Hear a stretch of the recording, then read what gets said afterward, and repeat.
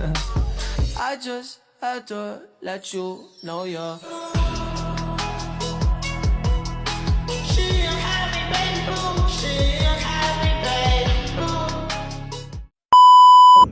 Good afternoon, everyone. I am here with our guest, and today I am conducting an interview about wedding and events coordination.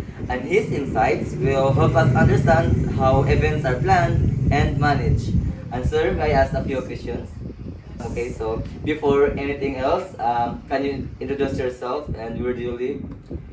Okay, good afternoon. Thank you so much. Good afternoon. By the way, my name is Benson Enriquez from Danao City, but migrated here in Camotes Island for some reason. Can I ask sir if what kind of business do you have and how it will going to relate to our course, which is the hospitality management? Okay, thank you so much. We have a events management. Just like when I was in Danao City, I have an events directing with pageantry, some gathering, a small gathering with weddings, small wedding. We have birthdays, occasions, small occasions, gathering in the house, and of course christening. But we come up to gathering in a big events. We coordinating just like an wedding events, coordinating with this kind of events. I think it's because this kind of events is really related to hospitality management. That's what we are asking for.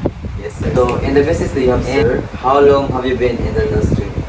Since I handling this kind of events, since 2010 until 2018, I stopped since 2009 and I migrated here in Camotes Island. I started here again in Camotes Island in 2020 until this year. So focus on preparation and organizing an event sir. So my question is how do you start planning a wedding or events and what are the most important things to consider first? The most important thing of events, we have a lot of kinds of events that we are going to have. Especially, we are motivated in order to how to feel also our clients well for our events. Especially, you are open-minded also with your manpower regarding individual tasks that we're going to give to our manpower. So for a long-term in the industry sir, so can you share a challenging experience and how you handled it? Okay, regarding of events, no, na kanaang amo na agian sa amo ang mga trabaho, mga challenges o mga challenging na nakikita ko, which is first, in one day I have two events from morning and afternoon. It's so much difficult to handle. Kay mangita ang imong usa ka client from the morning but you are in the other side. No, there is so much difficult to handle with it. Even though nga naa kay mga manpower na imong ihatag dito, but it's not easy to get the clients nga imo dayon siyang attorneys because you have other clients. So that's one thing also na it's better in one day, it's one event you can handle so that you can handle your client well. And other things is mga challenges po nga naagian pud mo nako as an event organizer, as the owner of the T Masterpiece Wedding and Events, which is na aming mga event nga on the spot event, but I do not have people to get in that on the day events. So ako lang gibuhat is i-motivate nako ang akong mga tao para makuha nako sila, which is ma-indicate ako sila makuha dayon sa ana nga event nga makabuhat dayon sa kung ana dayon ang mga buhaton. And another thing sa kaniyang mga event is kaning on the spot event. Nga ato mga client which is dili good nato mabalibaran, no, especially on the day pagit siya on the event no wala ko yung tao nga makakuha, so which is very difficult. This is also challenging for us as a coordinator, which is especially outdoor na dili magita kahibaw sa panahon na indot ba ang weather o kalit ang music. This was is also challenging as an event coordinator for this kind of events. So daghang kita may nag-answer no, daghang ginagin mga challenges but para sa mga mananaway, sa mga viewers, sa mga tao nga magkapatid ini.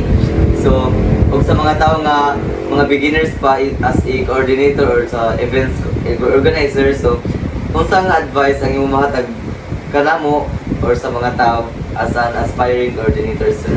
Okay. Thank you so much, Sir Joel. Regarding as an coordinator, kung say atong ma-advise for our beginners, number one is you are so much humble. You have to be humble enough to yourself. if you are humble and disciplined, mo come up yun na sa atong mga tao na mabuhat o makuha nila ang nindot nga pagka-coordinator. Especially as me, as although taas-taas naman yung na agian as coordinator, even I started when I was being a coordinator, kinahanglan jud ka na ikaw kamao jud ka mo paubos sa isang tao, especially with dealing with people. Kamao jud ka mo handle, kamao ka mo handle nila in a different kinds of attitude na imong maagian sa ato ang mga clients, no? So kinahanglan you know how to handle with it, you know how to be humble to yourself, especially to your people surround, no? Para mabuhat nimo ang nindot o maayo na kaiman para sa ato ang kauma. So that's all for today, and sir, thank you so much for your time and valuable insights. So kato nga mga response na maghatagan namo is very inspiring, and unta ang mga tao nga naminaw karon ma-motivate sila and mupudayon kung unsay gusto nila buhaton isip po sa ka-coordinator puhon. Thank you so much, Thank sir. you. Thank you so much, sir.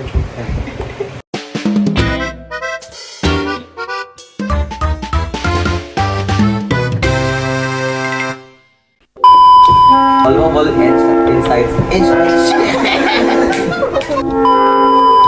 Dili ra lagi. Hello.